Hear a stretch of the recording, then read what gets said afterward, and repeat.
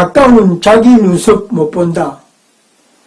멀리 보이는 것은 용표도 잘 보면서 바로 눈앞에 가까이 있는 것은 보지 못한다는 뜻으로 가까이 있는 것을 보지 못할 때를 두고 하는 말입니다.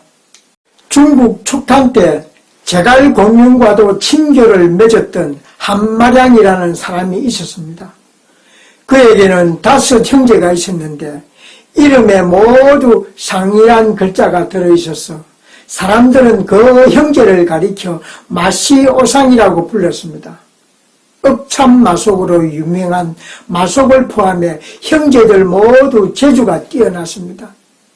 그러나 형제들 중에서도 마량이 가장 뛰어났으므로 사람들은 마시오상은 모두 뛰어나지만 그 가운데서도 백미, 흰 눈썹이 가장 훌륭하다고 했습니다. 즉 마량은 어려서부터 눈썹에 흰 털이 섞여 있었기 때문에 이렇게 불렀던 것입니다. 이때부터 똑같은 또래, 같은 계통의 많은 사람들 중에서 그 중에서도 가장 뛰어난 사람을 백미라 부르게 되었고 지금은 사람만이 아니라 가장 뛰어난 작품을 이야기할 때도 백미라고 부릅니다. 우리의 눈썹은 눈에서 제일 가깝지요. 그러나 눈에서 보이지 않는 위치에 있기 때문에 볼 수 없는 것이 우리 눈썹입니다.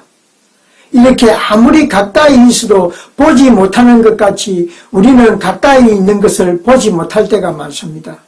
우리 눈 자체가 그렇습니다. 실제로 우리의 눈은 가까이 있는 것보다는 적당한 거리에 있는 것이 더 잘 보입니다. 내 부인이 더 예쁘고 사랑스러운데도 멀리 있는 사람이 더 좋게 보이는 것은 어쩔 수 없는 우리네 인생이 가진 눈인가 봅니다.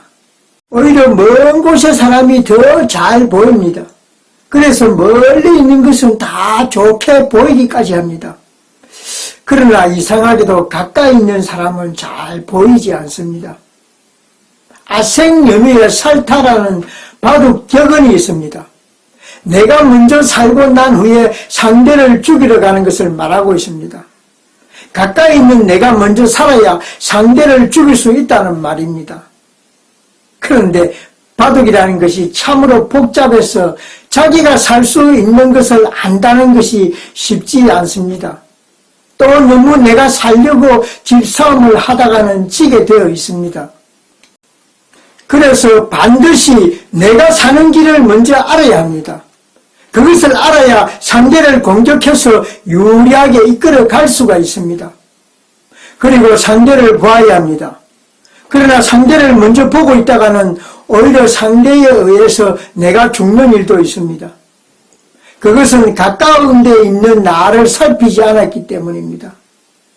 아무리 프로 기사라고 해도 가까이 있는 자기 바둑도부터 보아야 하는데 그것을 보는 것이 너무 어렵기 때문에 상대만 먼저 바라보다가 바둑에서 지고 마는 것입니다. 우리 인생에 있어서도 가까이 있는 나를 먼저 알고 난 후에 그리고 내가 어떻게 처신을 해야 하는가를 살펴야 어떤 일이라도 성공할 수 있을 것입니다.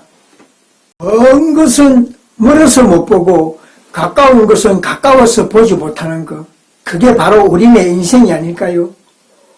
우리들의 알량한 모습입니다.